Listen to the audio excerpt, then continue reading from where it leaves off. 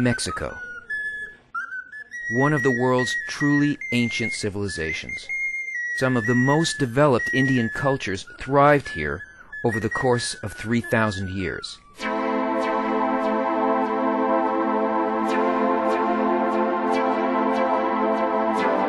And today, almost 110 million people live in Mexico.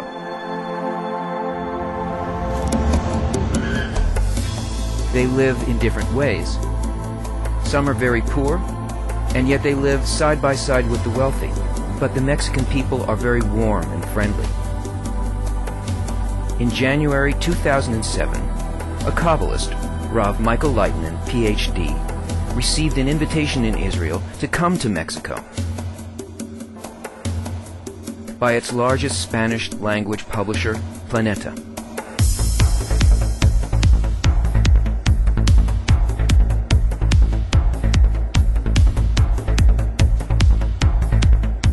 Planeta publishes the finest literature from all around the world, and its new book, Your Life's Purpose, is enjoying growing popularity. It all began with a short presentation. El libro nos enseña a conocer cada uno de nosotros el propósito. So this book teaches us that the purpose of our life is here, on the face of the earth. More precisely, the wisdom of Kabbalah explains how to organize life in this world correctly. What is the most significant transformation that a person studying Kabbalah goes through? He begins to feel that everything in this world is interconnected. The way that a cell in a body is connected to the entire body, and it functions on behalf of the whole body. That we are all connected together, and that we must organize human society that way. This was only the beginning of a fascinating marathon that seemed to continue without a break. I was a scientist who was occupied with biocybernetics, how the human body functions, how it works, how it is operated. And from there I came to questions. What does the body exist for? What does it need to do to feel good? How can it reach a harmony with nature? Nature operates us, and yet there's a part where it doesn't. Because the correct behavior of man has got to be added to this. And this we have to learn. To enter the wisdom of Kabbalah, a person doesn't have to be either religious or Jewish. He simply has to ask, if he has this question within him, what is the meaning of my life? Is Kabbalah difficult to understand? Or are we only speaking about a change in perception? A person doesn't understand it through the intellect. He feels it through his sensation, through his desire to settle down in life, to the extent that he wants a calmer life, to know what he's living for. The fact that we do not know what will happen in the next moment. Our five senses don't give us this information. They also can't tell me whether I'm proceeding correctly in my life or not. Whether if I start something, I'll be successful or not. It means that there is an additional huge part in the world, and it's information that's concealed from me, and that's why I don't succeed. How important is the connection between man and nature?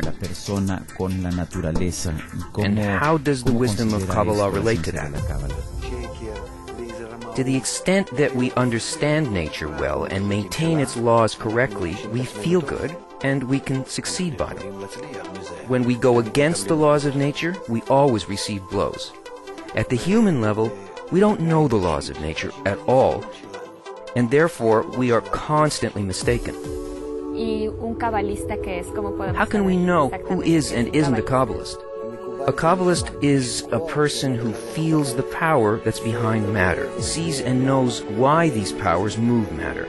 He knows all that happens in our world, with us and with the inanimate, vegetative, and inanimate in general, the direction that the world is moving in, and what that goal is.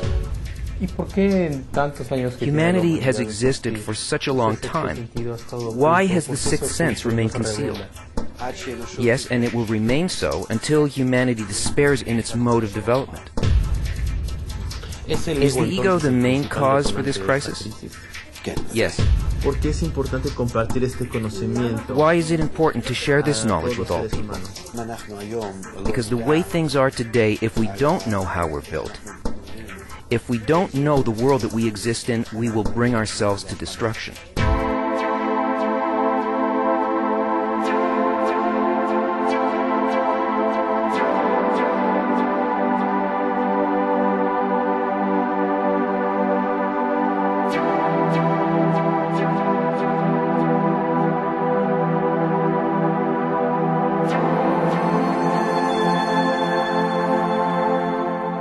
All that's going on, we hardly notice the time passing. And we rush to the book presentation evening at the Israeli-Mexico Center, where more than 250 people have gathered. The wisdom of Kabbalah tells us that human egoism will eventually evolve to its ultimate form. And at that time, they will see that all of this development based on the ego doesn't bring them happiness.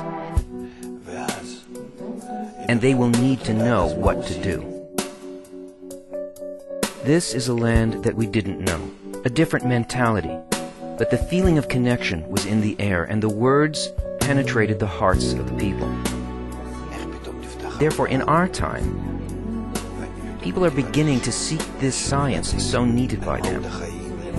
If we learn and we begin to feel this part of the world that is in the meantime concealed from us, we will be able to see through the matter of this world as if it were transparent.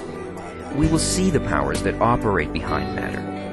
And as a result of this, we will know the world that we live in. And we will begin to build ourselves in a beautiful way. They asked question after question, and they thanked us deeply from their hearts.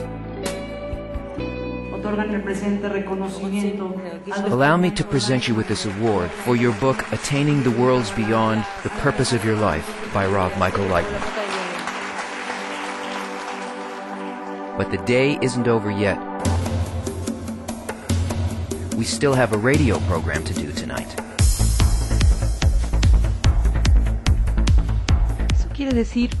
Does that mean that free choice doesn't work the way it's meant to? It doesn't work at all. If there's no spiritual path? No, no one in our world has free choice. None of us are free. We're not free? No. Did you choose where and when to be born, and what family to be born into, and with what traits? I didn't choose where to be born, but I did choose to get up in the morning, what to wear, and what to eat. 1 second. That's not so. You didn't choose your parents, the education you received, the traits you were born with, and now that you're grown up, you're the result of everything that you were given, which you didn't choose. Today you function according to what you received, so where's the free choice here? Even biological research tells us that there's a gene for everything. There's a gene that makes you a thief, there's a gene that makes you drink, it makes you be a good or a bad person, or good at this and that. If there's a gene for everything, so where are we? Where's our freedom? If we could examine a person totally, we would discover that there is nothing free about him. Freedom is only on the condition that you ascend to a state of information, to the upper world, where you connect with the powers that operate you.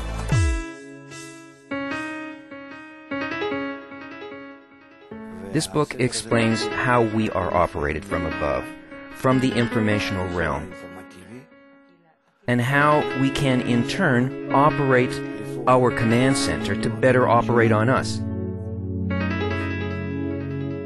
Therefore, the knowledge of this information realm and the guidance of our world will help us to better structure our life.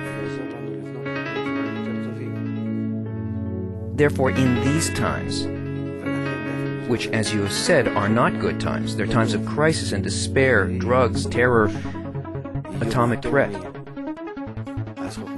there's a big demand for the wisdom of Kabbalah in the world, because it helps us know how to construct humanity in a correct way to reach happiness.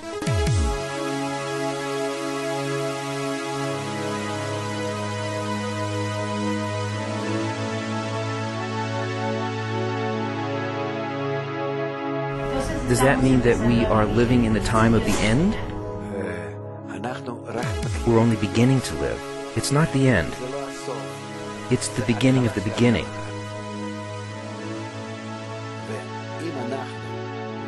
If we only perform the inversion from taking to giving, then all the attributes of man will turn to the good, to correct acts. And by this, he will stream life into the whole of humanity. And we will reach a very high level of existence. So it's not the end, it's the beginning. I wish all the best to the whole Mexican nation. It's been revealed to me now for the first time as very warm and friendly, and I wish this state to flourish and succeed.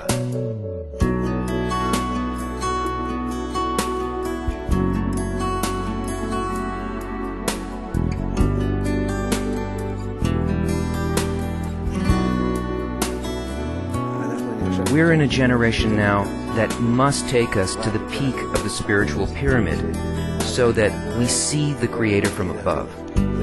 The whole pyramid is the pyramid of our ego.